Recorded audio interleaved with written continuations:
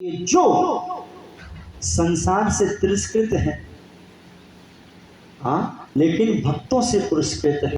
भक्त पुरस्कार में क्या देते हैं बताओ, क्या देते हैं? बोली ना, भक्त पुरस्कार में क्या देते हैं? ये पकड़ो, ये ले जाओ। और भक्त पुरस्कार में क्या देते हैं? ये लो।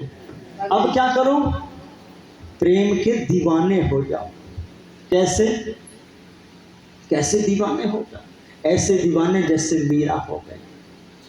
क्या करती थी मीरा?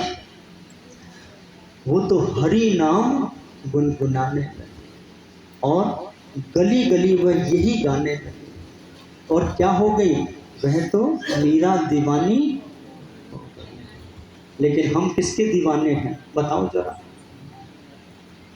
अपने मन के दीवाने। मन किसका दीवाना? इन इंद्रियों का दीवाना है।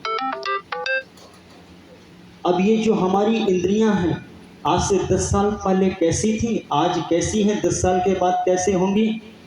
तो हमारी दीवानगी इन इंद्रियों से मूर्खता है या नहीं है?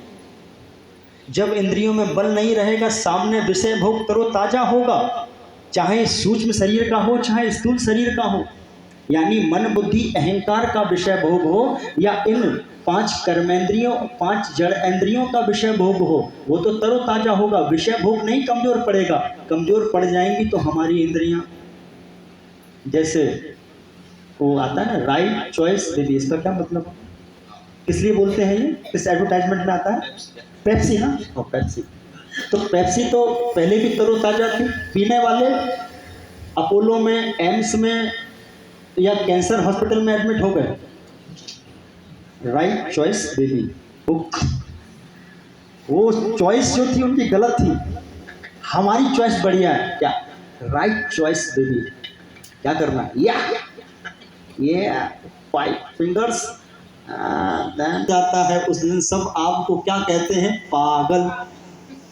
समझ लो कि अगर आपके घर वाले, वो कहाँ गया है बैठा था कि राइट चॉइस बेबी, बिल्कुल मस्त, आहा, अब तो एंजॉय करना है। और क्या करना है बोलो? पीना है। क्या पीना है? वो राम रस पीना है, कृष्ण रस पीना है, भक्ति का रस पीना है। तरीका क्या है? कानों से पीना है और हृदय को आनंद में रखना है।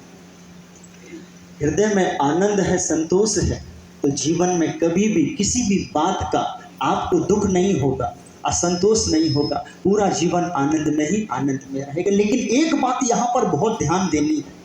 कौन सी बात? यहाँ पर रामचरितमानस के बाल कांड में तुलसीदास बाबा ने एक बड़ी ही सहजता के साथ बड़ी सुंदर बात निवेदन की है। वहां वो कह रहे हैं, भाव कुभाव अनख आलसहु, नाम जपत मंगल दस दिशहु।